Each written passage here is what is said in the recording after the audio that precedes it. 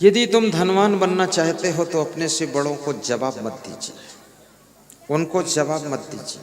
और यदि तुम धनवान बनना चाहते हो, तुम्हारे घर में, तुम्हारे परिवार में जो बुद्धिमान व्यक्ति हो, समझदार व्यक्ति हो, वफादार हो, ईमानदार हो, उसके हाथ में घर की कमान सौंप दीजिए, उम्र कम हो या ज्यादा हो।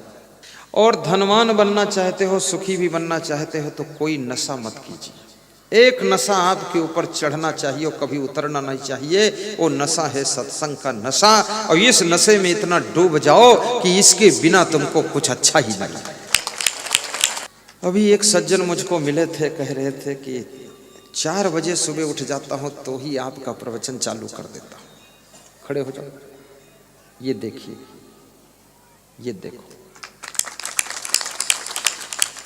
बोले शाम को भी चालू है, ज्यों ही टाइम मिलता है चालू है, जेब में मोबाइल बज रहा है, प्रवचन सुन रहा हूँ, जा रहा हूँ।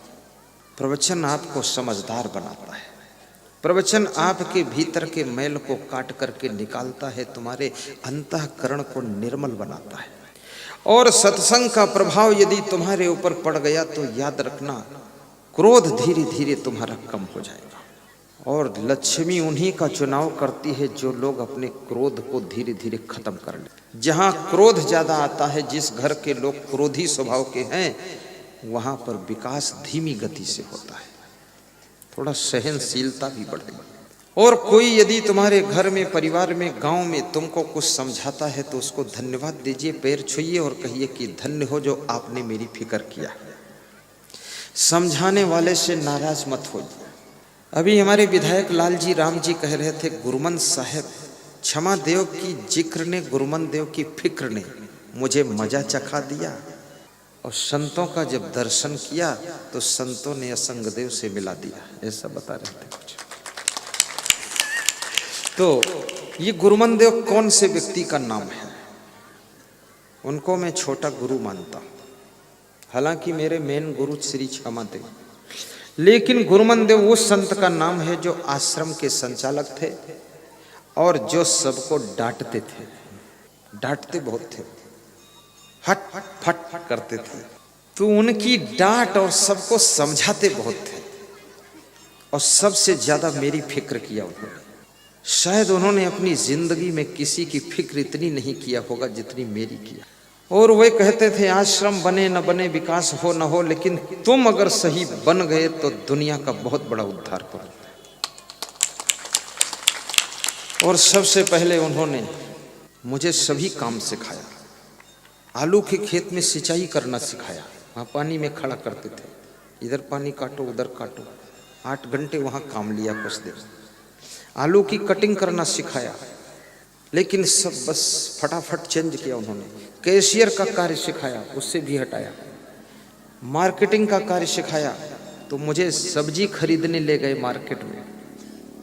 तो जब गाड़ी से उतरे वो, मैं भी उतरा, तो सब्जी मंडी में जो सब्जी बेचने वाले थे, जब उन्होंने हमको देखा तो बोले, बाबा हमारे यहाँ आओ, हमारे यहाँ आओ। मेरे से बोले, तो मैं सब्जी मंडी में खड़े होकर प्रवचन सुनाया 20 मिनट, तो 1-2 कुंटल सब्जी हमको फ्री मिल गई और दक्षिणा भी 200-400 मिला। उन्होंने सब्जी खरीदा जा करके और हम सब फ्री, दक्षिणा और सब्जी सब भर गया। तो बोले अब तो मार्केट नहीं आओगे। मैंने कहा क्यों? बोले बहुत प्रभावशाली व्यक्ति हो, जिस दुकान पर भेजते थे वहां दुकानदार को प्रवचन सुनाता था, हमारा काम सब फ्री होने लगा। तो उन्होंने कहा अब तुम प्रवचन करोगे। तो प्रवचन में उन्होंने लगाया और बोले तुम ऐसा प्रवचन करोगे कि 1000 वक्ता में से तुम टॉप हो। तुम शर्माते क्यों हो, संकोच क्यों करते हो? बोले ये शास्त्र याद करो, इसको पढ़ो। फिर बोले हमको पढ़ना नहीं आता है, लेकिन तुम पढ़ो और तुम कुछ बनो। हम तो जैसे कि तैसे हैं, उतना बुद्धिमान नहीं है, बुद्धि नहीं, विद्वान नहीं। तो जो जो पढ़ने को दिया, गीता पुस्तक कहा पढ़ने को, तो मैंने 2 घंटे में गीता के 29 श्लोक याद करके सुनाया। बहुत खुश हो गए, बोले प्रवचन दीजिए। तो राजस्थान में लाकर मुझे पहला प्रवचन करवाया। तो राजस्थान में जो भक्तगण आए थे, उन्होंने मेरे 42 प्रोग्रामों की मांग किया। और भक्तों ने कहा कि इन्हीं का प्रवचन दूसरे दिन होगा, दूसरे का नहीं होगा। तो वहाँ जब हम सफल हुए तो हिम्मत बढ़ी, मनोबल बढ़ा, और प्रवचन करते करते मेहतवाड़ा में भी हम आकर पहुँच गए। सारी रहनी सिखाया, ज्ञान सिखाया, बैठने का तरीका सिखाया, बात बात पर समझाते थे, लेकिन हम कभी उनको रिप्लाई नहीं करते थे, सुन लेते थे।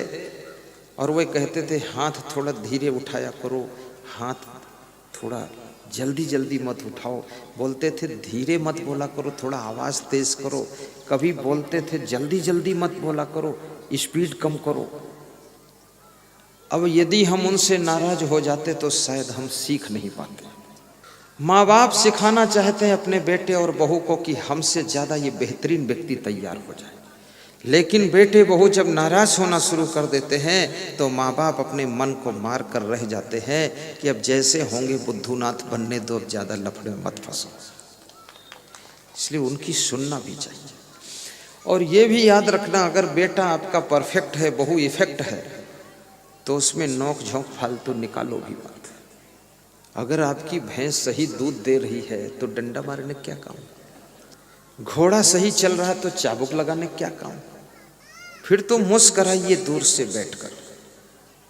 परस्पर जितना तुम प्रेम से रहोगे तुम धनवान होते चले, आपस में एक दूसरे की गम खाओगे तुम धनवान बनते चले जाओगे। नशा व्यसन नहीं करोगे तुम धनवान बनते चले जाओगे। आलस्य को दूर विदा कर दोगे, निकम्मापन छोड़ दोगे, समय को व्यर्थ नहीं गंवाओगे, तुम चंद्र समय में बहुत बड़े धनवान व्यक्ति बन जाओगे। सबसे कीमती तुम्हारे जीवन में यदि कुछ है तो उसका नाम है time. Importance of the 1 minute in life. आपकी जिंदगी में 1 मिनट का भी बड़ा महत्व है। अभी शोभा यात्रा निकल रही थी, इतनी बड़ी शोभा यात्रा थी, इतनी गहमा गहमी थी, इतनी धूमधाम थी, बहुत आनंद लिया लोगों ने। और सबसे ज़्यादा आनंद तो हमने लिया, क्योंकि हमें बिठाया गया था बग्घी के ऊपर, ऊपर से सब दिख रहा था। तो नवयुवक भक्तगण अलग ही नृत्य कर रहे थे, झूम रहे थे। तो माताओं बहनों ने अलग झुंड बनाकर इन्होंने अलग अपना शुरू किया। अब बैंड बाजा बज रहा था, गुरु मेरी पूजा और गुरु मेरी भक्ति, क्या क्या बोल रहा था। तो मैं तो ऐसा नहीं सोचता था मेहतवाड़ा में इतनी बड़ी शोभा यात्रा निकलेगी, 0.5 किलोमीटर की लंबी शोभा यात्रा, और पटाखे भी धूमधाम से फोड़ा है, पट पट पट पट पट पट, चिटपे चिटपे चिट। मैं समझता, और इस गांव के हर घर परिवार के लोगों को मैं धन्यवाद देता हूं, बुजुर्गों को भी और माताओं बहनों को भी, बच्चों को भी। सबने अपने अपने द्वार के सामने उस शोभा यात्रा में सम्मिलित होने वाले नर नारियों, भक्तों, संतों के ऊपर फूलों की वर्षा भी किया, पुष्प वर्षा।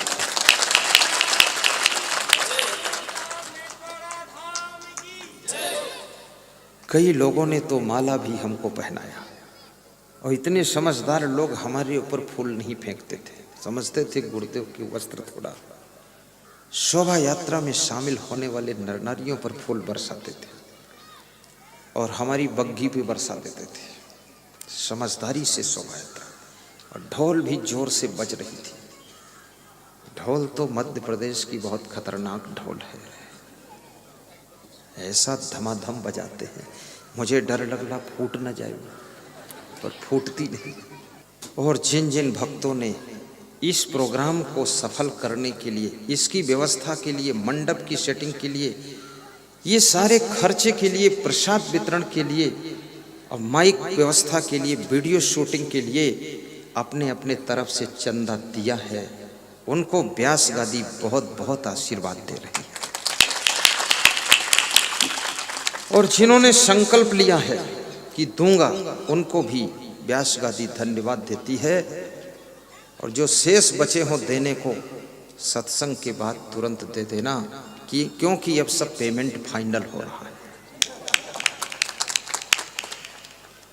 इधर बैठे हुए साधु संत को भी दक्षिणा देनी है। मैंने इनसे पूछा कितनी दक्षिणा दोगे, तो बोले 100 रुपया। अरे हमने कहा बेइज्जती कराओगे, 200 रुपया दे दो। तो 200 इनकी करवाया। एक एक चादर हमने कहा कि मैं अपनी तरफ से इनको दे देता हूँ गरम चादर, कुछ इनको मिलना चाहिए, ये फालतू यहाँ बैठे रहेंगे परेशान नहीं हो जाएंगे। फिर सर्दी का महीना थोड़ा ओढ़ेंगे। फिर हमने कहा थोड़ा थोड़ा दक्षिणा हम भी दिला देते हैं। आज के महंगाई के युग में साधु का भी ख्याल रखना बहुत जरूरी है, ताकि उसका आने जाने का बस का किराया तो पूरा हो जाए। एक सज्जन कह रहे थे कि हमारे यहाँ कोई साधु आता ही नहीं। हमने कहा जब आता था दक्षिणा कितनी देते थे? बोले 5 रुपया। तो हम कह रहे तुम्हारे यहाँ चोर आएंगे, साधु नहीं आएंगे। हाँ, ये 5 रुपये देते। महंगाई का युग आ गया है, और दान करने से धन घट नहीं सकता है, कभी नहीं घटता। दारू पीने से धन बढ़ नहीं सकता है, दान करने से धन घट नहीं सकता है। और यदि मंदिर निर्माण और सत्संग में धन लगा दिया है तो धन 10 गुना भी बढ़ सकता है।